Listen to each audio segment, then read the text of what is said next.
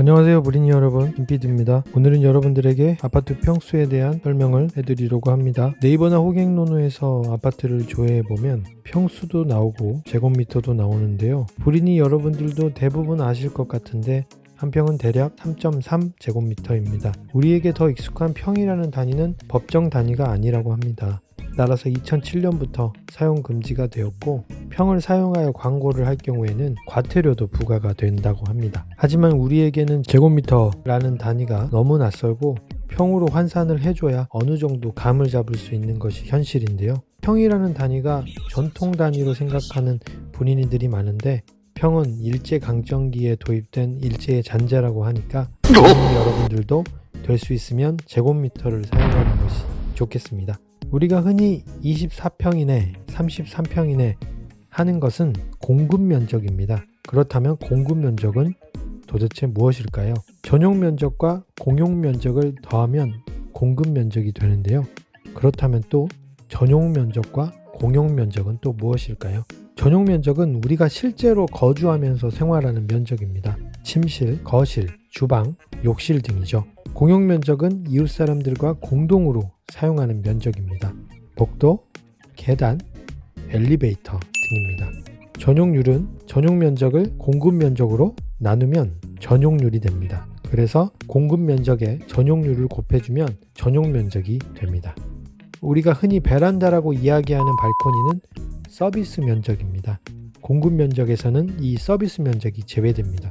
빨간색으로 칠해진 부분이 전용 면적입니다. 발코니는 서비스 면적, 복도는 공용 면적이 되겠습니다.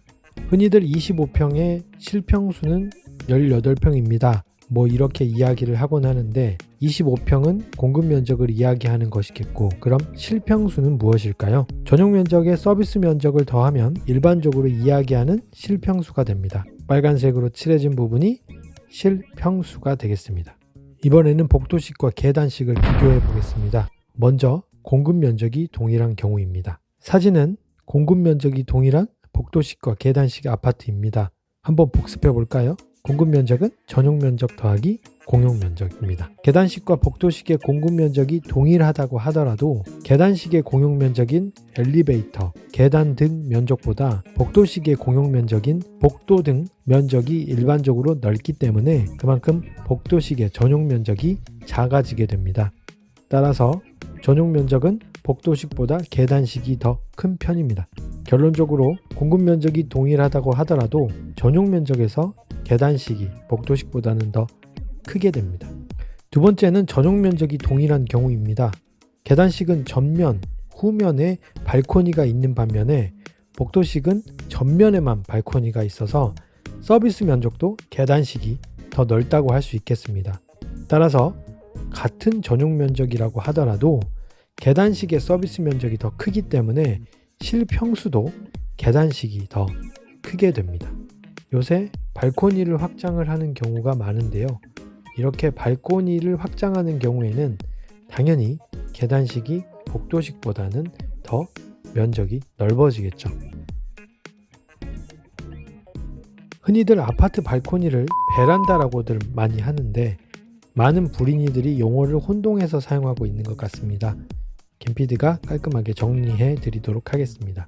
베란다는 계단식으로 된 건물에서 발견할 수 있습니다.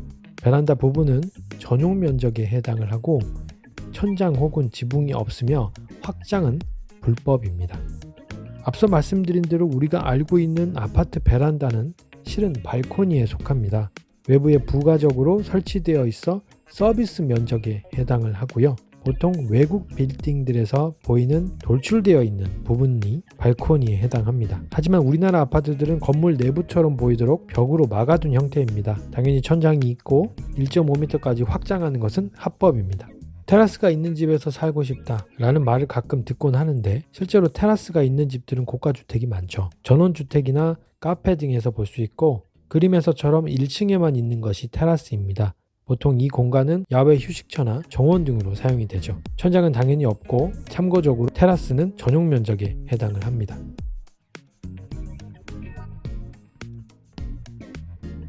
브리니 여러분, 궁금증이 조금이나마 해소가 되셨는지요? 앞으로도 더 좋은 정보를 가지고 불인이 입장에서 정말 쉽고 간단하게 설명드릴 수 있도록 더 노력하는 김PD가 되도록 하겠습니다. 끝까지 시청해주셔서 정말 감사드리고요. 그럼 불인 여러분, 다음 시간까지 건강하게 잘 지내시고요. 감사합니다.